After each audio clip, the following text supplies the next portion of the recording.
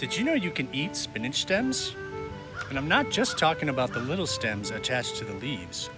I mean the entire stem of a spinach plant that has started to bolt. When you buy a packet of seeds, you're probably only going to get a small handful like this. And if the seeds are in little clusters, you do want to break those apart into individual seeds. I like to start with some nice loose soil. Then I will sprinkle on the seeds. Adjust the spacing if you need to. And then just lightly press them in about 1 centimeter. And you cover them up and keep them well watered. And the first thing you'll see sprout are the seed leaves. Then it'll start to produce true leaves. I'll harvest the largest leaves first. This is where it helps to have several different plants, because then you can come back and harvest again, as long as you don't take too many leaves from just one plant. Eventually, your plants are going to start to bolt, which is when they produce these long vertical stems and will flower and produce seeds. The males produce little clusters of pollen at the top, and the females produce clusters of seeds all along the stem.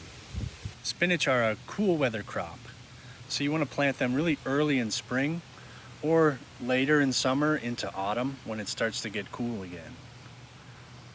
If you do plant them in the summer, they're just going to bolt right away. But that doesn't mean you can't eat the plants.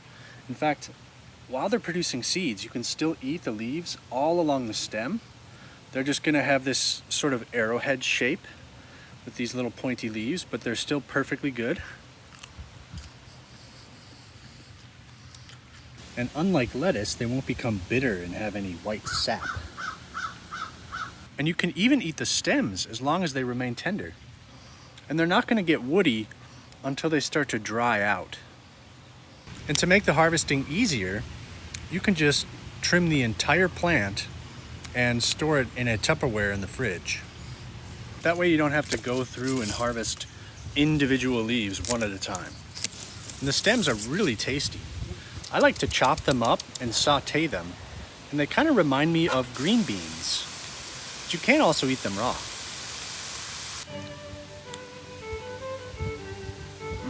And I like to use these wherever I use cooked spinach. So in an omelet, in a dip like a spinach artichoke dip, you can mix them in with salsa or toss them into a pasta.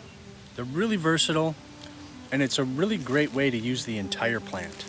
That way you're really not wasting anything. You can even eat the little florets at the top. The best time to harvest is early in the morning when it's still nice and cool, and early in the season before they start producing seeds. But I do like to save about half of my plants to reproduce seeds. I'll keep those at the back so that they don't shade out my peppers and tomatoes.